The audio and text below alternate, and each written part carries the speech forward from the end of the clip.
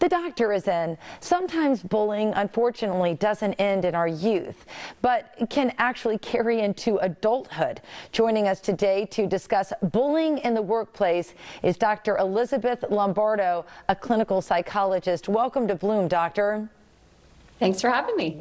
So, Doctor, you have a new book coming out this fall called Get Out of the Red Zone. Are bullies in the red zone, and what does that exactly mean?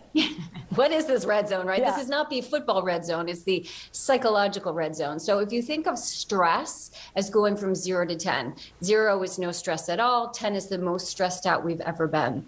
When we're at a 7 out of 10 or higher, that's the red zone. When we're at high levels of stress, and we process information differently. When we're at high levels of stress, we focus on what's wrong. Our inner critic tends to put us down. And a lot of times we try to feel better doing things that aren't so helpful. And one of those things can be bullying, putting other people down to try to feel better about yourself.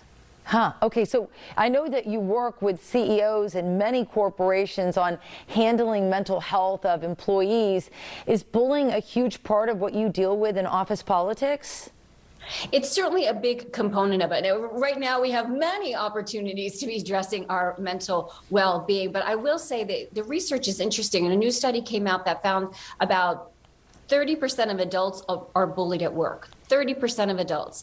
Wait for this one. Remote working is actually increased. 47% of adults who remotely work are bullied. So these numbers are very high. It's still happening, and it's something we really need to address. So what are some telltale signs that a coworker, maybe even a supervisor, could be being bullied or be the bully?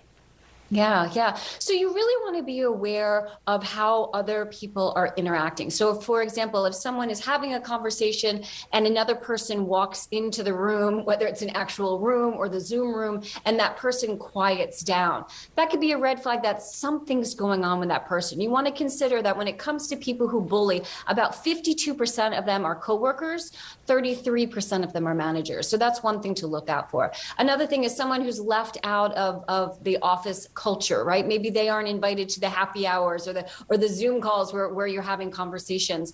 And also troubles getting their work done. When you think about what bullying looks like at work, it tends to be either being overtly picked on, being a victim of malicious rumors, having someone interfere with your work, like telling you the wrong deadline, or receiving aggressive texts, emails, or phone calls.